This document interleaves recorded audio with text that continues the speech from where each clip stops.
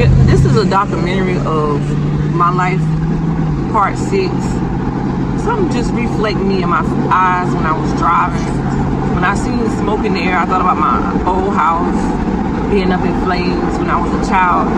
My uncle set my grandma's house on fire while we were away from home. And Easter was the next day, so we didn't have a place to stay for Easter. But what I gotta say is, most people's childhood life could be their worst childhood life, or it could have been their good childhood life. My childhood life was worse because seeing the flames, like I'm seeing fire now when I was driving right now, made me thought about my childhood life, standing there as a child, watching my grandma's room up in flames, and the firefighter inside of the room, inside the burning house, letting out the fire. And she came and stand beside me, and she said, Mika, it's gonna be all right. We're gonna have some place to stay. I don't know why this boy would burn my house down. It was the first time he did it. And I still be thinking about the time we were standing right beside each other and the house was on fire. And everybody was standing in our yard.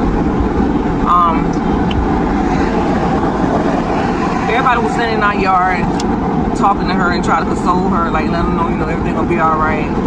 But my uncle was the devil. Like, our house was the crazy house. Our house was never the type of house that had peace. He always wanted to fight. He was raping my brother. He always was crazy. Like, he called my grandma B-word, cursed her out. I remember one time I was a child. I was about 13 years old. And we was in the living room in our old house down in the country. Like, I remember that day like yesterday. And he picked up a stool and tried to throw it at her. I jumped in front of her, and she said, "You better not hit Mika." So my aunt ran out and grabbed the stool out his hand, and he threw the stool down and ran outside because he was just crazy. And living in a household like that, it just mess up your mind frame. And then now that I'm older and I see certain things in my life, it reflects. And I get sad about the whole thing. Not only get sad, I get worried, like, damn, the things I went through in my life, my kids not going through that. They are safe. And then for somebody to call DSS on me, I think about my life with my grandma, like, dang, it was never no such thing as DSS, only because my mama was unfit, not really unfit. She was young and she wanted to do things that she wanted to do, and I don't think she was ready for kids.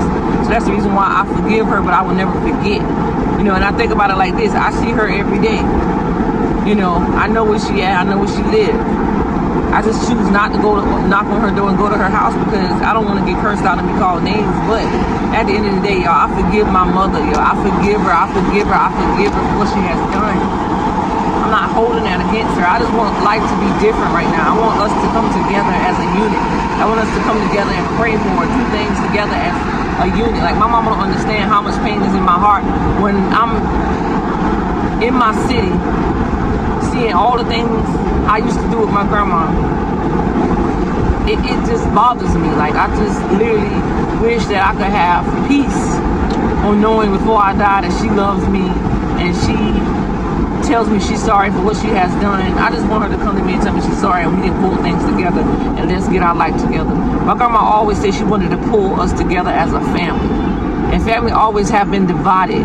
But when she was living, we all try to stick together. When she died, everybody separated. And one thing about my family, I can't say all families, is during the time my grandma was living, we all were separated. Like, we were never on agreements or good terms because everybody want to argue and fight about something stupid and dumb. And there's never a peaceful moment in the house because every time it do get peaceful, here I am being abandoned down in the laundry room, on the floor, in a laundry room. Every day I come home from school, I'm in the laundry room on a hard ass floor, sleeping on the floor in the laundry room with a wash machine and a dryer and a freezer right there, laying there like I'm a slave. And my grandma treated me wrong too sometimes, I felt like. Just because I think she just wanted to do that, or she just make us feel like we were slaves or something. Like, sometimes she would make me feel like that too as well. And as I got older, by 16, I got tired of that. Like, I just got so tired of so much things I was going through in my life. I had decided to say, fuck it all, I'm leaving. So I decided to call my brother. My brother ran away, he left. He said he got tired of it. My grandma put him out anyway, so he got tired. My brother turned to alcohol because he couldn't get himself together. So he turned to alcohol. He didn't turn to drugs. He don't like drugs.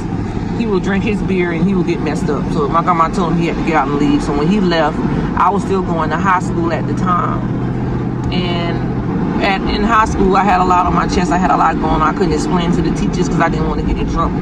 So I decided to go to the phone booths outside the school and call my brother. He was like, call his number and then you can come where I'm at. So I called the 1-800 number.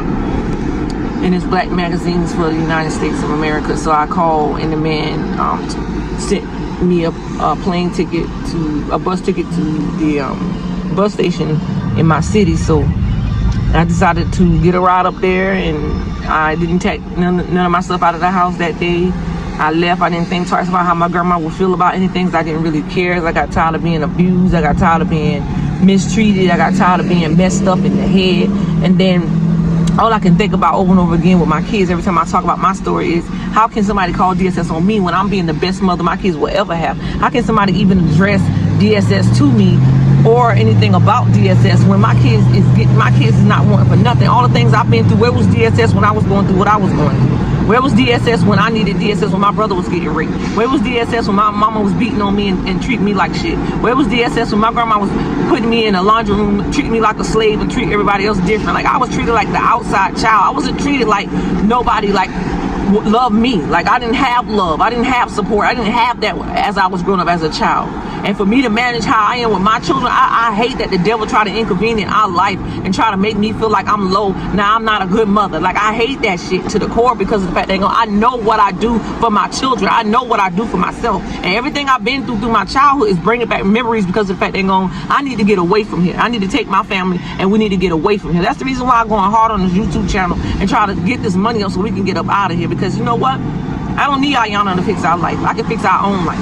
I don't need nobody to tell me what I need to be doing with my life. I know what I gotta do. I'm a grown woman. God let me live this long. God let me be here to live in this world for a reason. It's a reason why I'm still here, because I could have been dead a long time ago. Even when my homegirl got shot down and killed across the railroad track, me and her were so close. We was best friends. I probably would have been in that situation with her and dead right now. You know what I'm saying? Like, you don't never know what a person go through. You don't never know nobody's story. You don't never understand what really is going through somebody's head. You don't understand how things can be when you're going through a situation. Like, you gotta ask the Lord. I had to put the phone down because the police beside me. You gotta ask the Lord to forgive you for all your sins, because you're the only one that's gonna know when you die. You're the only one that's gonna know what's gonna happen to you in another life. Nobody's gonna sit up here and tell you, oh, well, you're going to heaven when you die, or you're going to heaven when you die. You only gonna know where you go when you leave this world. And I hate the fact that my childhood life was so destroyed because of the fact that everybody in my life around me did not understand everything that I was going through. I had to put the phone down. The police is right there. And this is just a documentary part 6. I had to get this documentary out today because my soul just lifted from out of my body. And I felt like, I needed to talk about this, because even with dealing with my kids, daddy, and everything I deal with in my life, like, damn, my body still got all the stuff that I'm adapting to from being in my childhood life. Like, why in the hell I gotta go through this? Why do I have to deal with all these demons and devils inside of my heart? Let it go, Nika. Let it go. Let it go. Let it go. But how can I let it go? Like, how can I let it go? How can I let it go when it's always memories of everything that I've been through from a child on up until now? This is documentary part 6. I got part 7 coming. My heart is heavy. I gotta go. Y'all see y'all later.